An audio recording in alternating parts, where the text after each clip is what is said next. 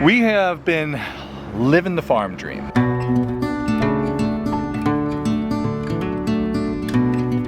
At least according to a lot of people watching.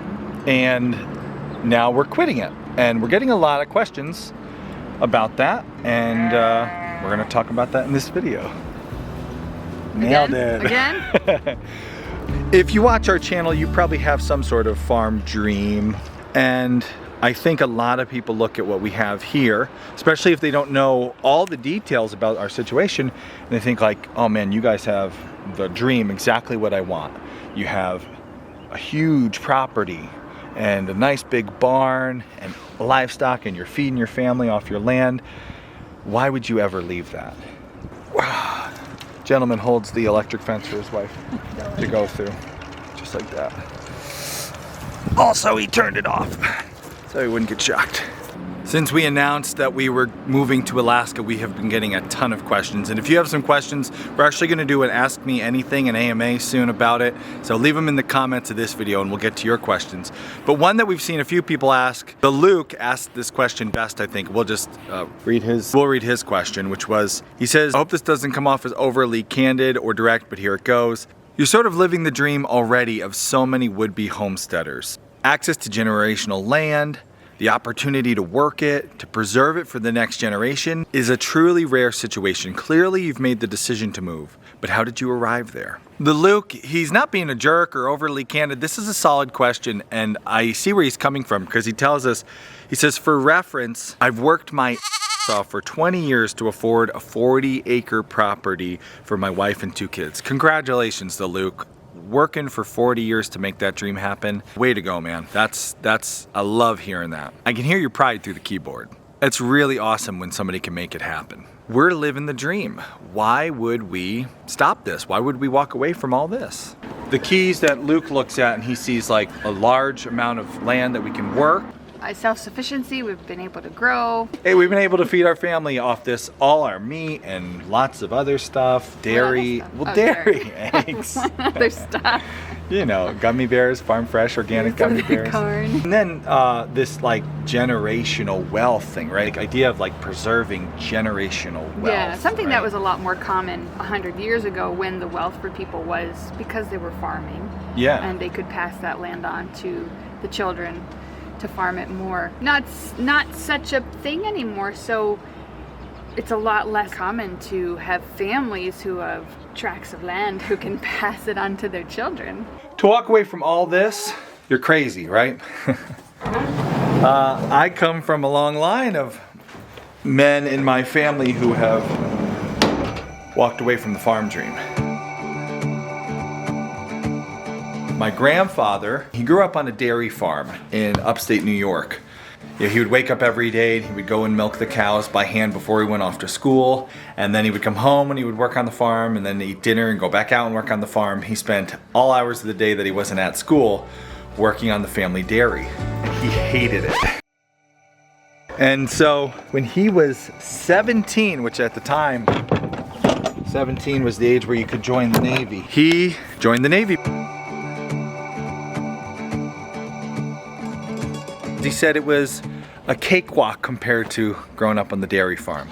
And so he left and he never came back, which is really funny when you think about it.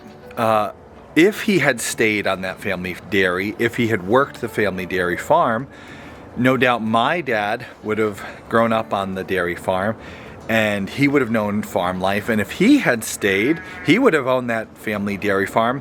I could have possibly grown up on a family farm with acreage, just like Kay did here. Kay grew up on this family farm, right? This is all passed down in her family for generation to generation.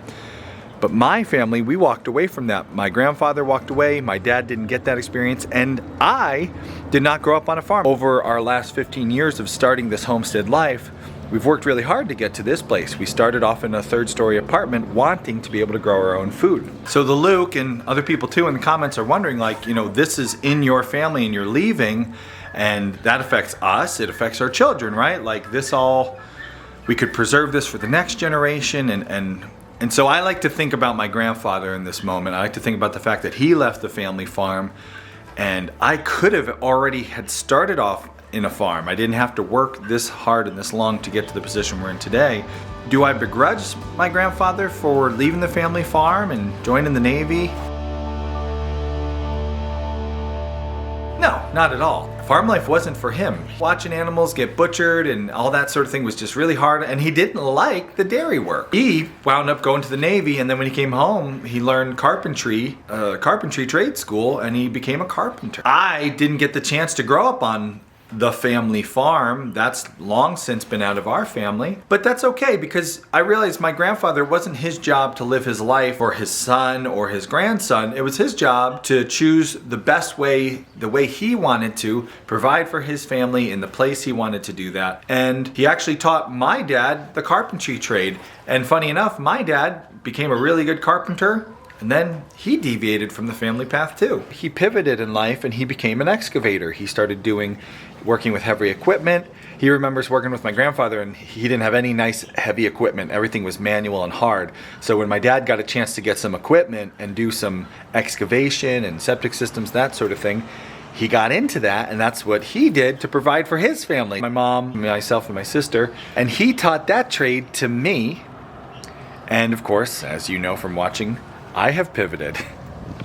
I worked with my dad for like 15 years in the excavation world, and I learned a lot of really good skills, which I have used up to this point in our homesteading journey, and I will definitely be using off-grid in Alaska. But I have pivoted in my life. I don't run an excavation company. I don't work with the family business. I have my own business.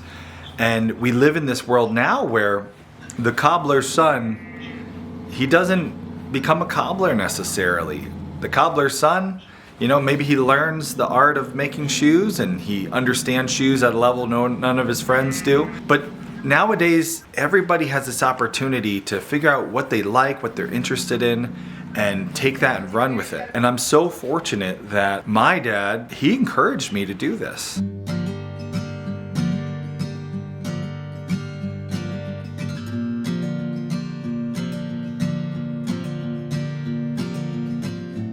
Family businesses, a lot of times there's this, like, you're in the family business and you learn it and then you do it. You become kind of dependent on. I was the foreman at my dad's business. It's the only job you ever knew. And I was good at that. I was good at being the foreman. I was good at excavation. And even with that, my dad encouraged me. My dad's a musician. He plays guitar. And he would always tell me, like, when we would talk about life and, what you did with your life, he would say, I kind of wonder, what if I had gone into music? He loves music, and so he encouraged me, you got this cool thing you're doing. He saw us doing Homesteady, the podcast and YouTube channel.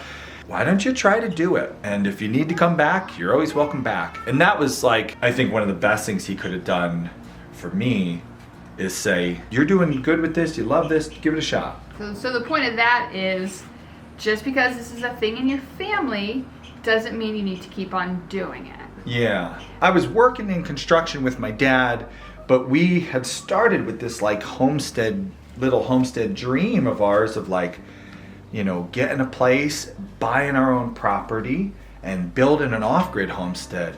And it was really hard to do while working construction at the same time with dad full time, because I had a big commute and I just didn't have any time to really do the homestead thing, just a little bit. My dad encouraging me to start doing Homesteady full time and take that leap, it freed us up to do a lot more homesteading. And then right about that same time, your dad offered us another really great opportunity. He said, I know you want to do this farm homestead thing, so if you come down to PA, you can help me manage the family farm, which was great. And it's been a great opportunity for us to do a lot of things we could never afford in Connecticut. Big tractor, UTVs, a large property. We've been able to learn about fencing, installing high tensile fencing. And think about the timing. We wound up here a little bit before the pandemic. We got some infrastructure set up a little bit before the pandemic. And then when so many people were looking to figure out how to feed their families off their backyard, we were established here and we were able to show for those 2 years of like crazy pandemic times, like, this is how to do pigs. This is how to do sheep. This is how to do cows, which we could have never done if I was in construction. And we could have never done it if we were still living in Connecticut, the family farm here. So kind of like we got these two great opportunities. And it allowed us to really grow Homesteady, grow our business, grow how much we could feed our family and our skills. And it was setting us up this whole time to be able to take the big step towards our dream, which our dream is a little bit different than what we've been doing for the last 8 years.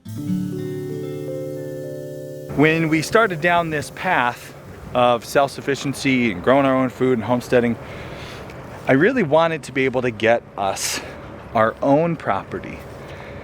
It is a wonderful opportunity to be on a family farm.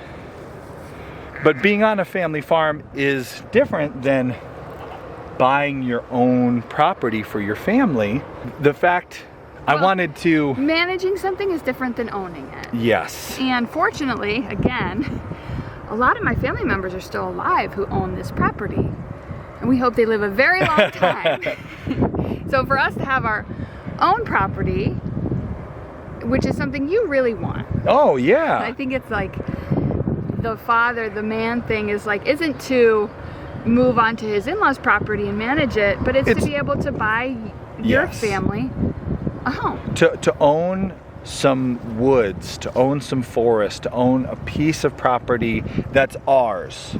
All ours. Something that, you and me. Something that we have worked hard for. Yeah. To earn.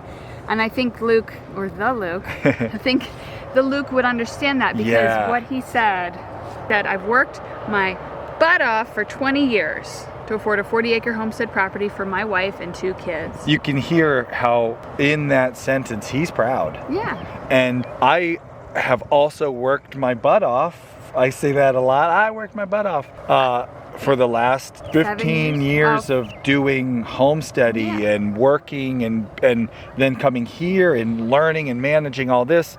And while we've done this, we've been able to put away, because we could never get a loan. We've talked about this in other videos, to this point where we were able to finally get our own piece of property with our own hard work, our own blood, sweat, and tears.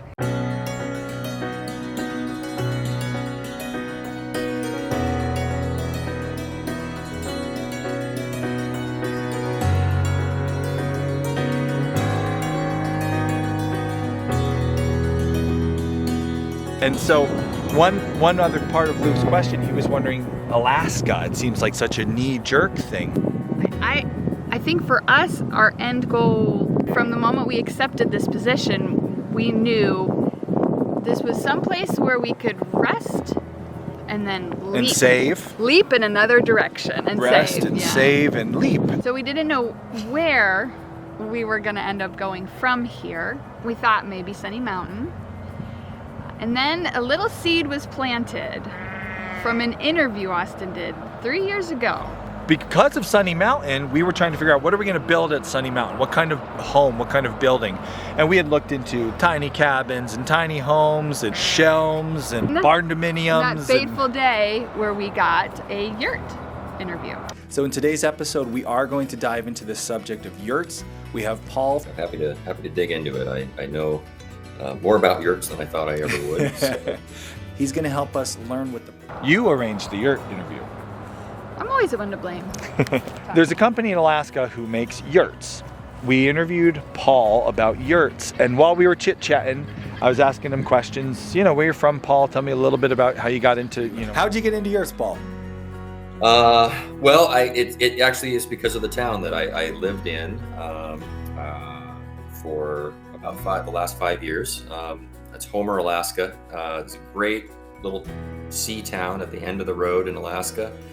Really, really neat town, fun people. Alaska had honestly never really been on my radar. And so we started talking though, and he started talking about the bears and the moose and living off the land in the rugged north, and boy, hunting and fishing. And that awoke something that had kind of been lying dormant in me. This is where I exit the frame. So, do.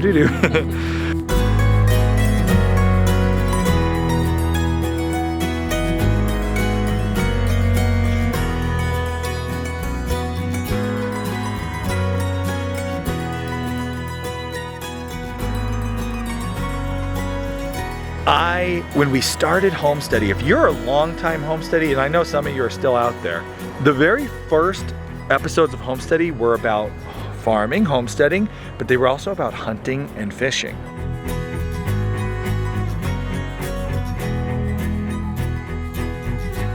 It just like, ooh, it woke up in me, that outdoorsman who was there at the beginning of Homesteady, and then when we came and became like Farmsteady for a long time, it kind of got dulled and muted, and I stopped fishing so much, and I still hunted a lot, but I didn't talk about it as much. So we started looking into Alaska, and that is where this whole, that was 3 years ago now. Yeah. That's where this whole Alaska journey kind of began, and we actually went and looked for property.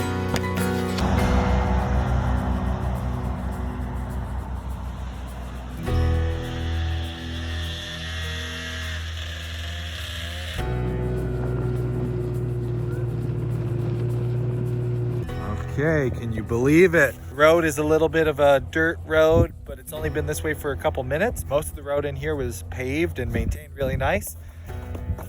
Nice looking spot. It supposedly has a nice view, but wouldn't know today. The road's not in bad shape. The neighbor across the street's a little... So he was like, Alaska, awesome, I want to try that out. And basically, I'm up for anything. And I knew working as caretakers on this family farm wasn't our goal for the next 10 years. So when he said Alaska, I was like, yeah, let's do it. And you actually bought the plane tickets for me. You were like, do it, come on, go, well, go, yeah, go. you needed to go look at properties. So, we had been looking and looking and looking at properties, but... This was before the Off-Grid Challenge. This was before Alaska was ever on Homesteady. I flew to Alaska and I went shopping. We were like looking House for a shopping, property. yeah. And we thought we were gonna move then, 3 years ago.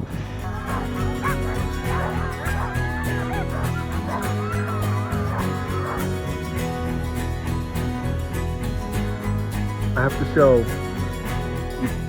you can spin in a circle, you can't not see a beautiful mountain.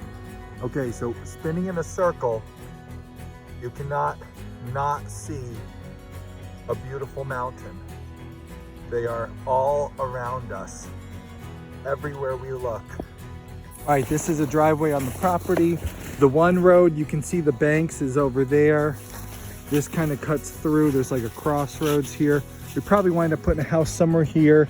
The other road is up over the lip.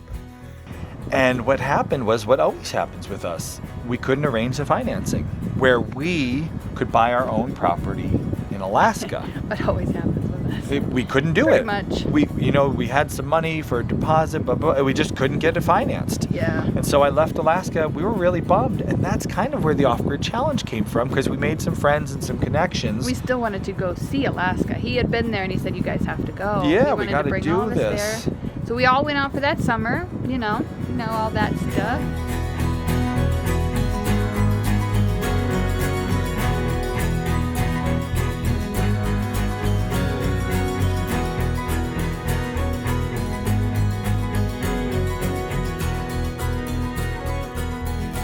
So, sheepy. So, we couldn't do Alaska, or so we thought. So we could do Sunny Mountain, and even though the love was there for Alaska, you can love something, but like you said, we just wanted to make forward progress. And that, as we have talked about in previous videos, is about the time that I got the call, actually it was an email, hey, I got a cabin for sale. And everything clicked. And that's why, even though it looks kind of like a knee-jerk thing here on the channel, like suddenly we're going from Sunny Mountain to Alaska, Alaska's been the goal for a long time, and now it finally could happen where we could do it, we could pay for it, we've put aside the money, we've been saving, we've been wanting this, and it all clicked. This is an area where we're really blessed because this is my family farm still. I have family everywhere here. We'll always be coming back here, just like my son's been coming here. My firstborn son's been coming here since he was 6 weeks old. This is a part of me, and this is a part of them. Me too. It's been my hunting camp since long before we moved here. You can't beat the Pennsylvania deer woods for venison, and yeah, we're really fortunate that this is in our family, and our going off and not managing here doesn't jeopardize that. It's still going to be in the family. And we keep saying this, like, who knows? Who knows long term? 10 years, 20 years, who ends up back here? Which of my kids comes back here? Hopefully we got 1 or 2 farm kids in the bunch that, you know, want to work the land, and it'll be still an opportunity for part of this family to continue, because a lot of the family really values it staying in the family agricultural. We've talked about how fortunate we are to have this. Austin, you didn't have it. You didn't have a family who was passing you on a farm in Pennsylvania or Connecticut or Vermont. No, and actually not even a business passed on, right? Like the idea of like passing on generational wealth, like Luke talked about, passing on a generational thing. If you can, that's amazing. And if it's something you're working towards, that's great. But I think at the end of the day, what I've learned, what we've kind of learned from our experiences is the most important thing, whether you're in a position in life to pass on to your kids 100 acres or 40 or 4 or nothing. I think what I've learned from my life is the most important thing you can pass on to your kid. It's not a family farm, it's not acreage, it's not money. It's not a septic business. It's not a septic business or a carpentry business. The most important thing you can pass on, and it's what my dad passed on to me. Give them knowledge and skills that they're gonna need to be successful. Make sure that they're confident. Build in them a confidence that they can do whatever they want to do, and then promise them your support in whatever ways you can. I just bought this off-grid cabin in Alaska. This little piece of Alaska is mine and Kay's and my kids. And for a kid who grew up in town, who imagined like being out in the woods, always wanted to have woods around, to own a part of Alaska, those Alaska trees back there, those spruce, those birch, there was a moose walking on my property. And the reason I want to share this with you is because if you're watching it and you're not there yet, if that's you, you can do it.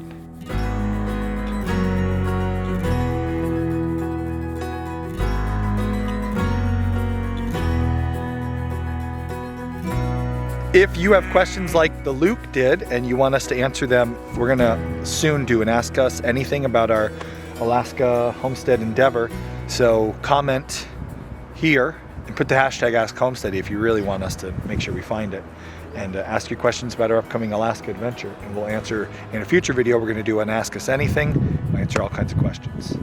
If you haven't seen our Alaska off-grid adventure, if you're wondering what are we talking about having gone to Alaska, maybe you're new around here, click here to start that series, the Alaska Off-Grid Challenge. And if you're watching this and thinking, wait, you guys hated Alaska, then you didn't finish the series. So click here to go to the playlist and watch the last few videos in the series and see how it all ends.